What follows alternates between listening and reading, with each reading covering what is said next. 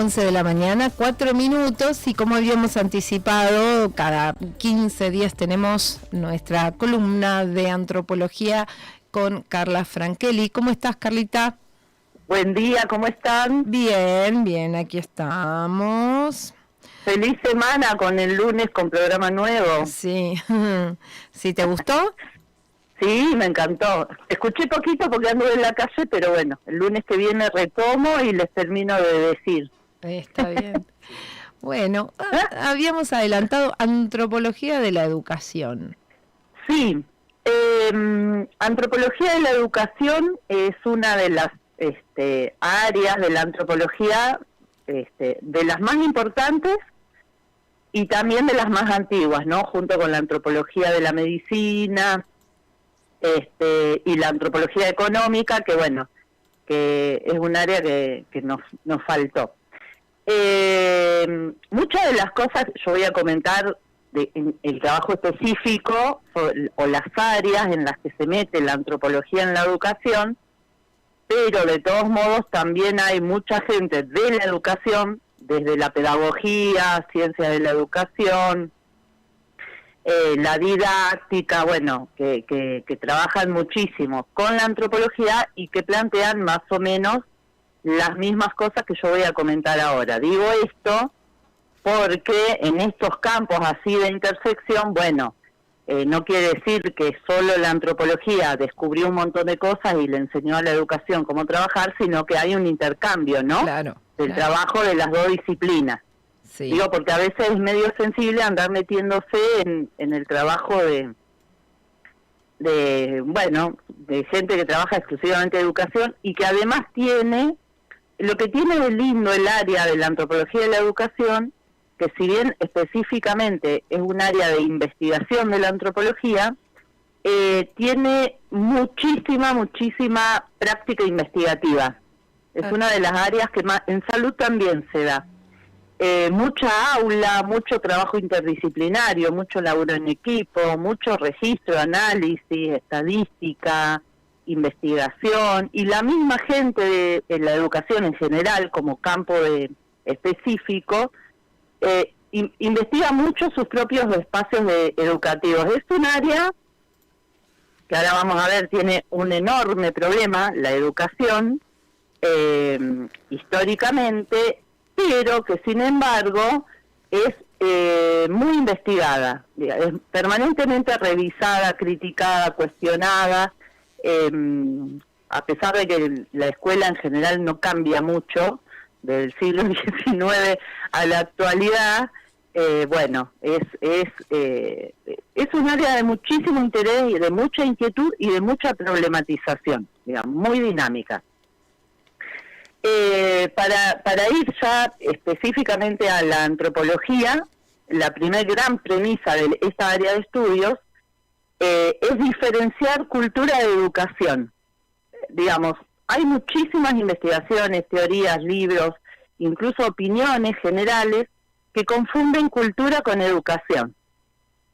Por ejemplo, es lo mismo decir para señalar o criticar a una persona que le falta educación que le falta cultura, ¿no?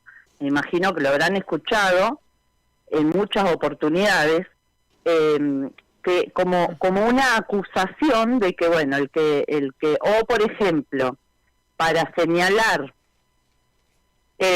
alguna diferencia cultural entre las formas de hacer algo entre unos y otros, se dice que una familia tiene problemas de educación, ¿no? Sí. Entonces, hay que diferenciar cultura de educación, que es bastante difícil, todavía esto se discute, generalmente se dice, y tiene bordes difusos, porque bueno, no se puede decir más que esto. Primero, lo más importante es decir que la educación no es solo la escuela. La educación es parte de la vida humana. Sin educación no sobreviviría el cachorro humano, y acá aparece algo muy importante, generalmente se trabaja muchísimo en educación, que es la socialización. Es decir, biológicamente el cachorro humano, si no tiene el grupo social la familia, que sería el primero, pero toda la red social muere, porque biológicamente no es apto para sobrevivir. Tiene que ser alimentado, abrazado, abrigado, cuidado, se le debe enseñar el lenguaje, a caminar, digamos, todo lo que tiene que ver con esto es transmisión de la cultura, luego se complementa en la escuela, pero es educación. Pero esta forma de educación es transmisión de la cultura. Ahí es donde se vuelve medio difícil de distinguir una cosa con otra. Si nos vamos a la idea de la cultura se transmite siempre a las nuevas generaciones, no importa si hay escuela o no. Siempre hay una decisión de todo el grupo, o la sociedad, o el pueblo, de qué se trata, que va a decir, esto debe ser transmitido, y toda la colectividad se organiza para transmitir. Las recetas, los cuentos de las abuelas, el viejo verso, todos los cuentos entran en esto. El viejo verso del cuco, por ejemplo, claro, que lo que intenta hacer es que no salgas a la calle si sos chico, bueno, sin cuidado, que tengas miedo, bueno, igual es una forma fea, ¿no? Pero, bueno, muchas de las transmisiones de la cultura tienen que ver con estas, por ejemplo, cuando al bebé que pone la mano en todos lados le dicen caca, en vez de decir no ponga la mano ahí porque tiene gérmenes que te pueden enfermar, digamos, en vez de hacer todo eso se dice, bueno, y se logra un efecto rápido, una transmisión rápida, el no, bueno, todo esto tiene que ver con educación, pero en realidad es la cultura que está organizando qué contenidos se deben transmitir para que ese cachorro humano sobreviva. Claro. La educación formal es solo una parte de lo que se transmite, pero también depende de lo que la cultura decida transmitir. Y es como una continuidad, vieron que acá entra todo este diálogo entre la familia y la escuela, dos instituciones que representan, digamos, la vaca sagrada de una nación, ¿no? La familia y la escuela como que son esos dos espacios culturales en donde debe ser transmitido correctamente lo que está aprobado que sea transmitido y debe ser prohibido lo que está mal. Claro. Eso lo define la cultura y es relativo a cada cultura. Las investigaciones en las escuelas que realiza la antropología siempre señalan, con esta base que venimos hablando, que más allá del contenido formal, todos los contenidos curriculares que se enseñan, existen pautas, comportamientos, ideas, imaginarios, representaciones que no están establecidos en la escuela de modo explícito.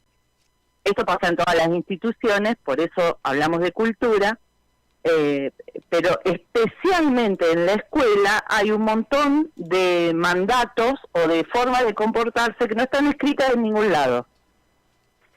Que nadie te va a decir, bueno, esto es así, pero que ya sabemos que no se pueden hacer. Portarse mal, estar parado adentro del aula, digamos. Hay toda una serie de disciplinamientos y pautas tácitas que funcionan perfectamente adentro de la escuela y que en realidad no siempre se hablan ni están puestas en los reglamentos escolares. Entonces, mucha investigación de la antropología en las escuelas, más allá del campo grande de la educación, que han demostrado que adentro de la escuela se transmiten los contenidos y toda la cultura, muchísimas otras cosas más. Lo del cuerpo, lo de las relaciones, la diferenciación de baño de varones y mujeres, la autoridad de la dirección, la idea, por ejemplo, tan instalada ahora en la actualidad y gracias a aportes de investigaciones de pedagogía y de antropología,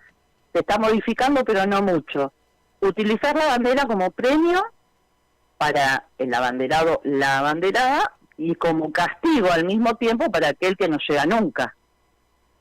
La vieja división de los grados entre A, B y C, donde el A estaban todos los que sabían y tenían buenas notas, el B era más o menos y el C eran los que no sabían estudiar. Es todo un orden de la sociedad que la escuela tiene, que son pautas que, bueno, de alguna manera llegaron, la disciplina, las amonestaciones, cosas incluso pagas, como por ejemplo tirar el chicle. Ustedes se deben acordar de que uno de los retos que eran propios adentro de un aula era que, bueno, que deje de masticar chicle porque era de maleducación. Bueno, todas esas investigaciones que realiza la antropología demuestran que existen pautas y comportamientos que no están establecidos, pero que sostienen esas instituciones. Otra de las cosas que señala la antropología es que, de la educación, es que, y a esto me refería al principio, es imposible el proyecto escolar que tenemos, que se construye sobre la homogeneización, digamos.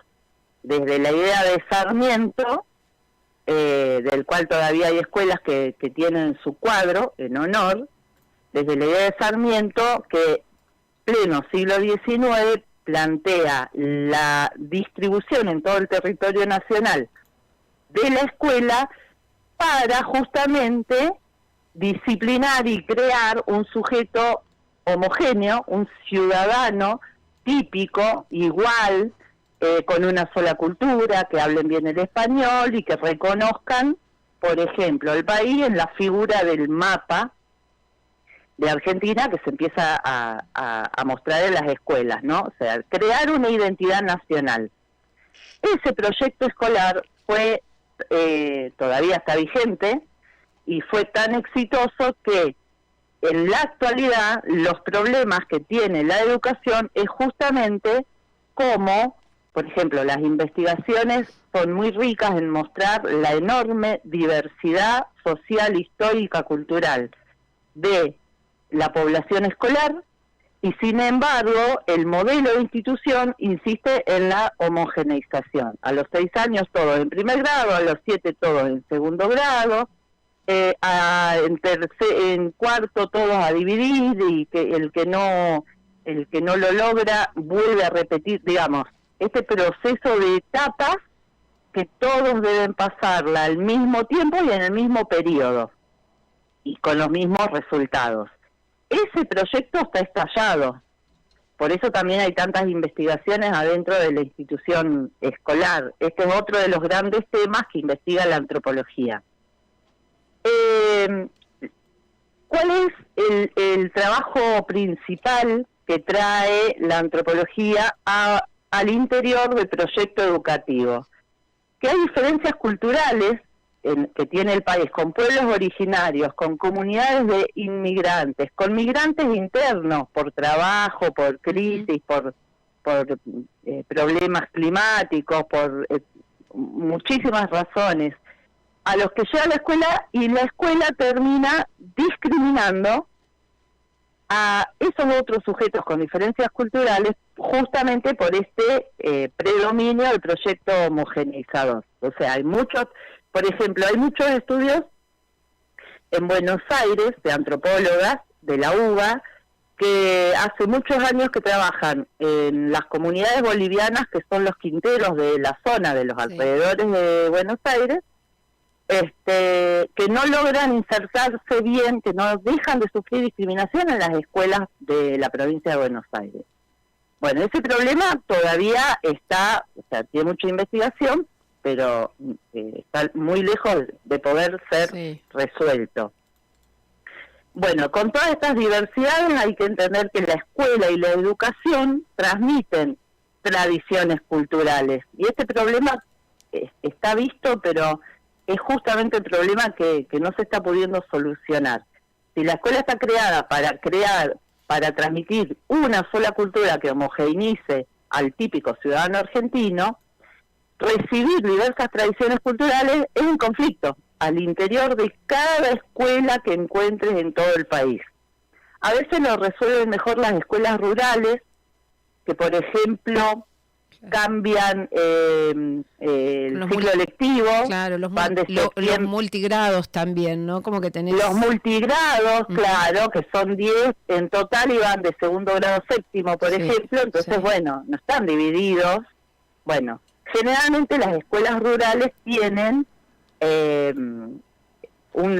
y aparte resuelven eficazmente porque la verdad que logran, y acá hay que dejar de ser prejuiciosos y no entender que estudiaron mal, que saben menos, o bueno, porque toda esa maquinaria se activa también, ¿no? En el sentido de que si total no van a ir a la universidad, ¿para qué le va a enseñar más, etcétera, etcétera? Sí, es horrible eso. Que sí. Está muy vigente adentro del sistema educativo y afuera.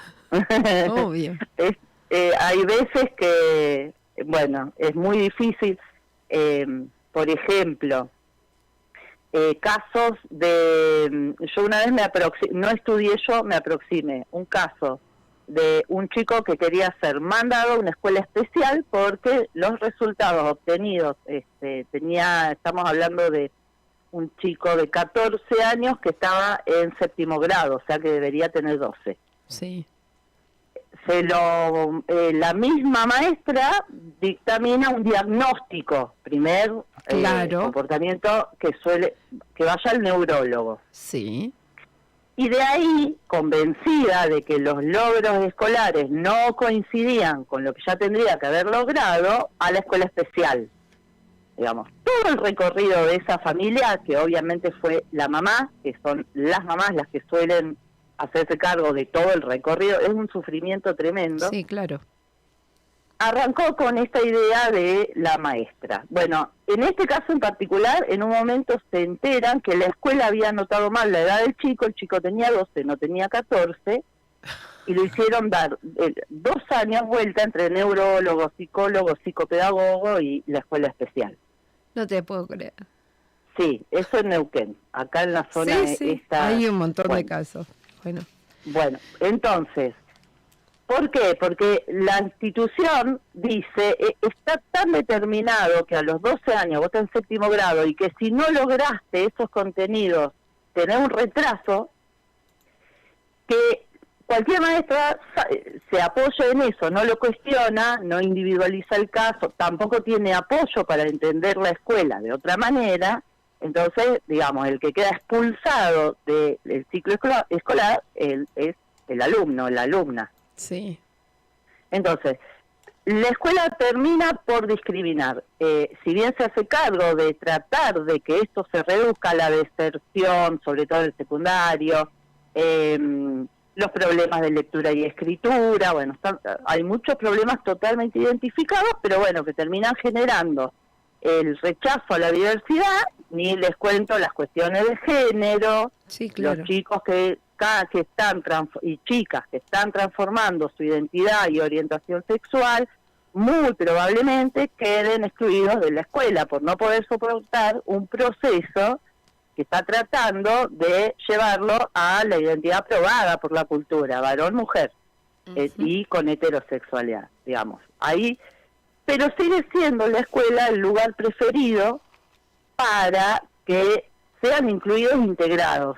Es decir, no hay que abandonar la idea de que la escuela es importante y que se tiene que modificar la escuela y no los alumnos. Claro. Entonces, siempre hay un proyecto de que se modifique la institución para que todos terminen el proyecto escolar. También están sobre todo las investigaciones sirvieron, uno de los grandes problemas, la discriminación. El otro es la apuesta por la interculturalidad.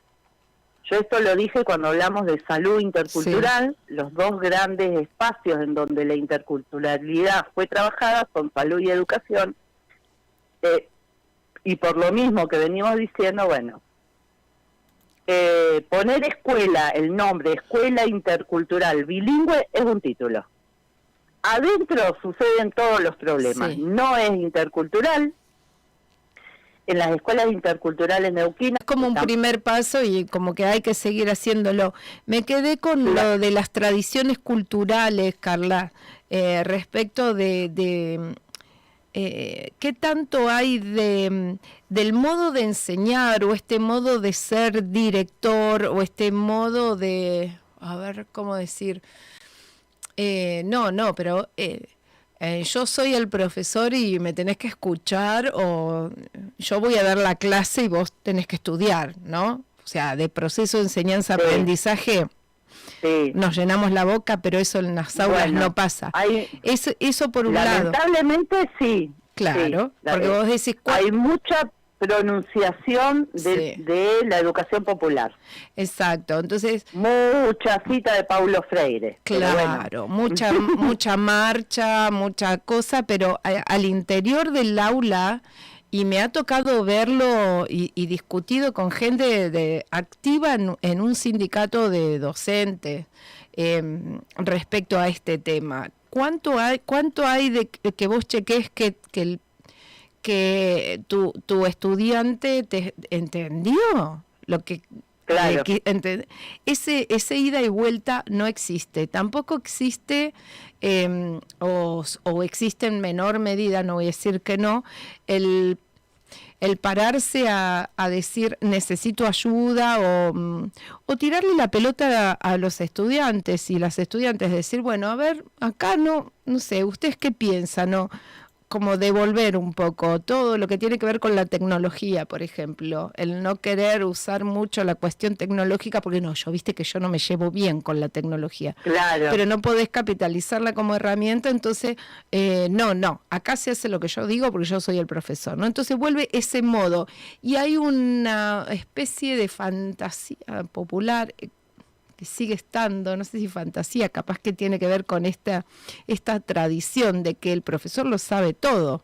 A mí, o el modo de ser directora, a mí me querían firmar, cuando fui directora, una autorización para que le pegue al hijo cuando se porte mal.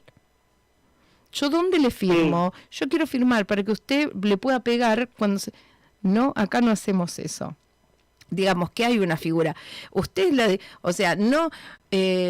reunión de personal, jornada, no, pero los pibes que comen chicle, que la gorra, que no sé qué, en aquel momento, ¿no? Ok, bueno, pasás por un aula y están con gorra y comiendo chicle. Entonces yo le digo, si estamos habilitados nos pusimos todos de acuerdo para que no coman chicle o no se pongan la gorra o lo que sea, ¿por qué no ejercés? No, para eso estás vos que sos la directora. ¿No? Como que esa cuestión te corresponde a vos. Eso, para unificar, porque abriste un panorama súper amplio, entiendo que lo central es esta idea de autoridad que tiene la escuela. Sí. Bien. Y yo lo llevaría a pensar en que las dos instituciones que la sociedad dice ustedes deben inculcar la autoridad son la familia y la escuela, justamente. Claro. Y ese es el conflicto que tienen adentro las familias y las escuelas. Y para mí, no sé si vieron un montón de veces que aparece mucho un meme que dice, bueno, a mí mi mamá me corrió con la chancleta durante toda la infancia y sin embargo salí bien. No sé si la vieron. Sí. Bueno, el de salir bien yo lo podría en duda porque no lo puedo comprobar, primero.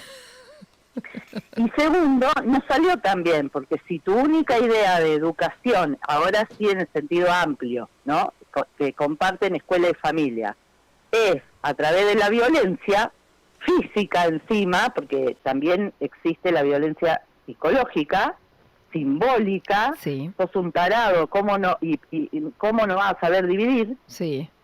Digamos, la cantidad de violencia que carga esa idea de autoridad crea problemas, crea bullying, crea baja autoestima. Hoy el Pelu hablaba de eso. Digamos, es un problema general el de tener miedo de ser con cierta autonomía, porque la escuela y la familia te van a cagar a palo, digamos. Ese es un imaginario instalado. Sí. Sí. Violencia. Y también en la universidad pasa, por ejemplo, esta idea de descalificación en la opinión del estudiante. Y sí, está en la universidad, está estudiando, no sabe la gran teoría sociológica acerca de la escuela. Se la tenés que enseñar vos. Ahora, si vos no te haces cargo de cómo lo aprende el otro, y bueno, entonces estamos en problemas. Claro. La descalificación, la vergüenza, que para que terminen callados, porque si están callados entonces van a aprender, porque yo puedo hablar.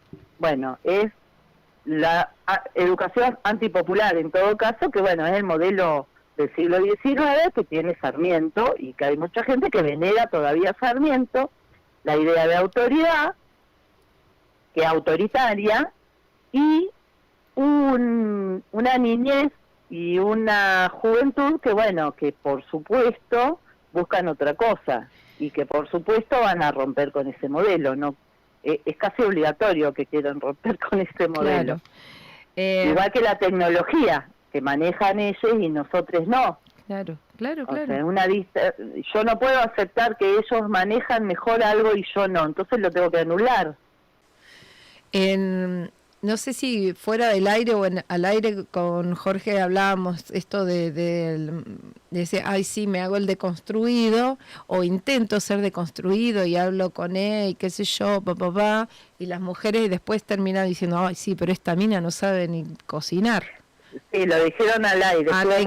Bueno, es un poco lo mismo que eso, porque nos llenamos la boca o el discurso es el proceso y los estudiantes y pum, y después al interior de la escuela, al final estas pibas se quedan embarazadas para cobrar el plan, no sé, ese tipo de cosas. Bueno, sí, y ese prejuicio, bueno, se embarazan por los planes. Sí, dicho para las estudiantes y para las madres también, ¿no? Y para las madres también, pero bueno, por ejemplo, hay muchas escuelas, en Neuquén se ve un montón, pero creo que es generalizado en el país, que van la abuela, después va la hija y después va la nieta. Sí, claro.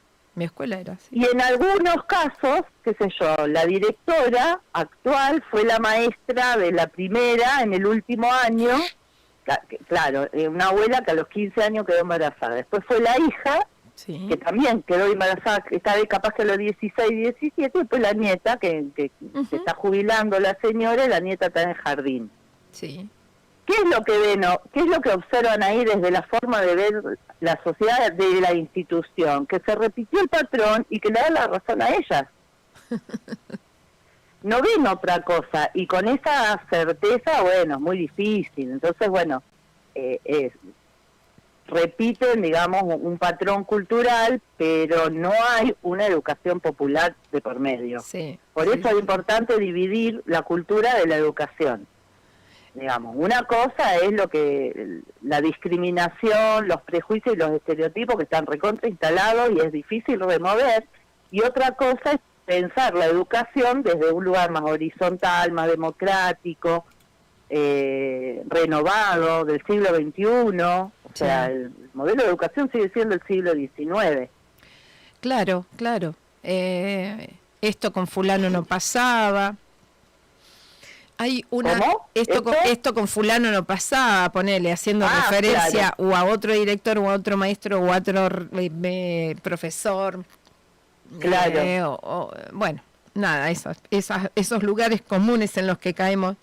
Recuerdo cuando abrimos la posibilidad de los criterios para la elección de abanderados y escoltas en la escuela. Sí.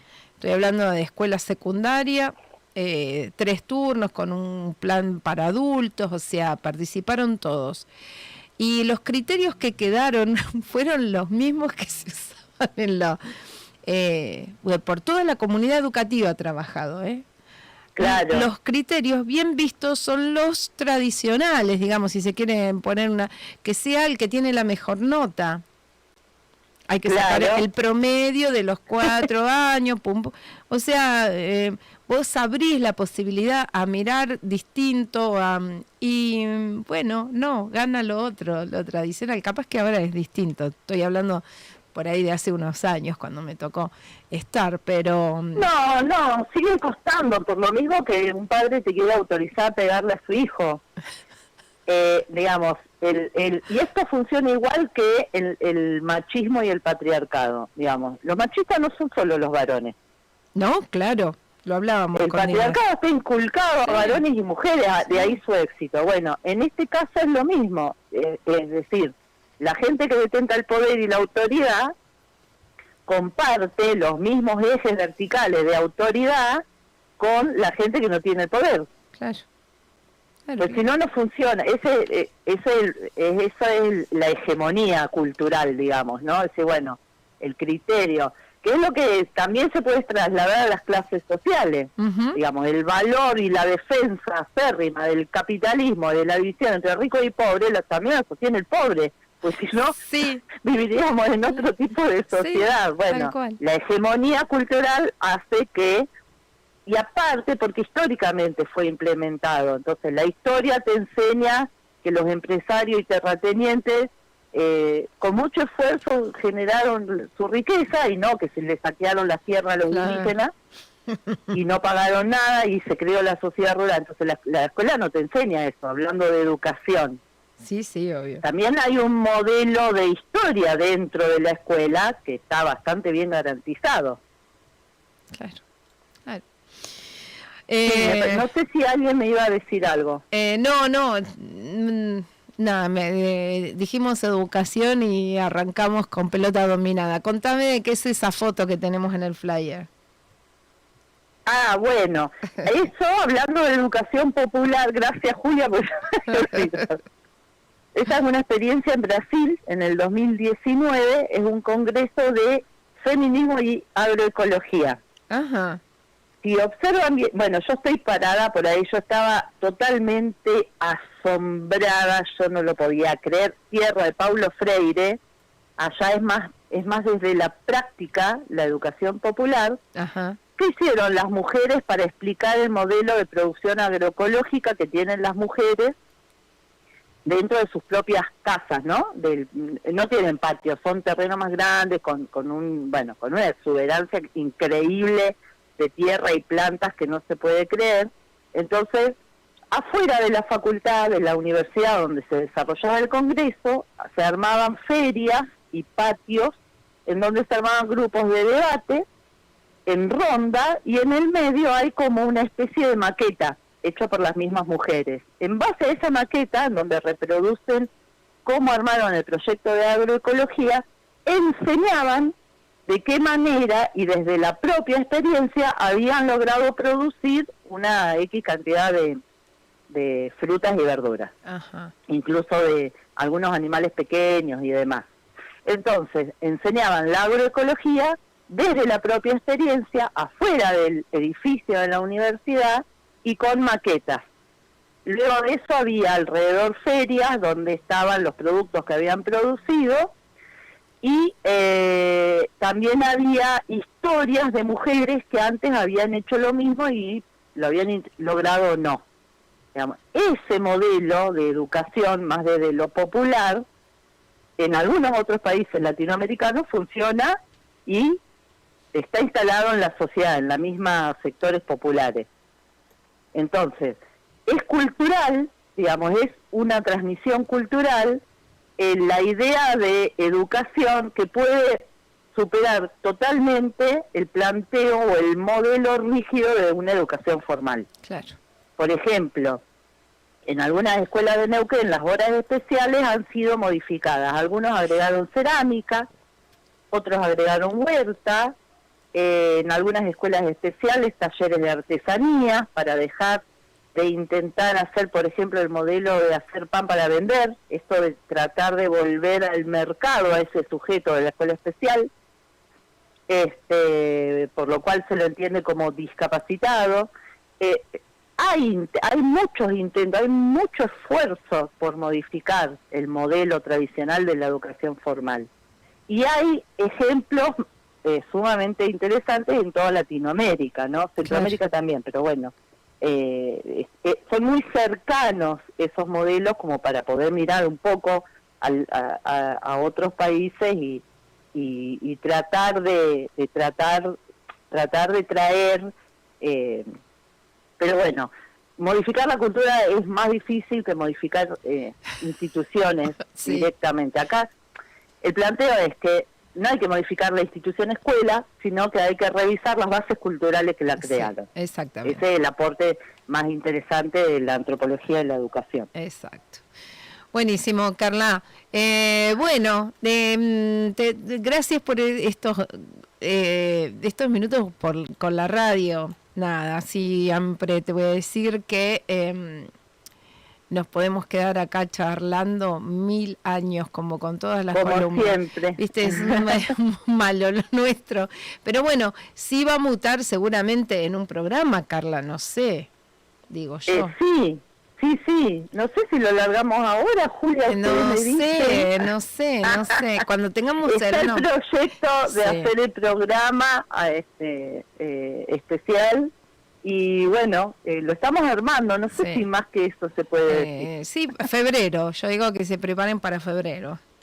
Para febrero y tenía ganas de... ¿Se puede ir tirando el nombre o todavía no? Sí, claro. Hay un programa que hacía José Pablo Feynman, que falleció, un filósofo argentino inmenso, que hacía un programa de televisión, que lo empezó hace muchos años, que se llamaba Filosofía Aquí y Ahora. Sí. Y que se mató porque era un esfuerzo para que aquí y ahora, decir, bueno, acá mismo, en cualquier lugar en el que estamos, podemos hacer filosofía y yo te voy a decir cómo. Y lo llevó adelante un programa maravilloso. Bueno, salvando las distancias, me gustaba el nombre Antropología Aquí y Ahora, en honor a José Pablo Feynman. Pero bueno. No, pero está bueno, ¿eh? Está bueno, Está entonces bueno. Aprobado, febrero, Antropología Aquí y Ahora. Buenísimo. Carlita, te mandamos un Gracias, abrazo. un beso grande. En 2 martes más te esperamos. Nos vemos prontito. Dale, besito. Abrazo. La antropóloga Carla Frankelli aquí en una gran columna que bueno, que va llegando a su fin, pero va a mutar en programa. Así que ya podemos ir... Ya está todo dicho. Sí, ya podemos decir que se llama Antropología Aquí y Ahora a partir de febrero en día y horario a confirmar. Hemos sido testigos del bautismo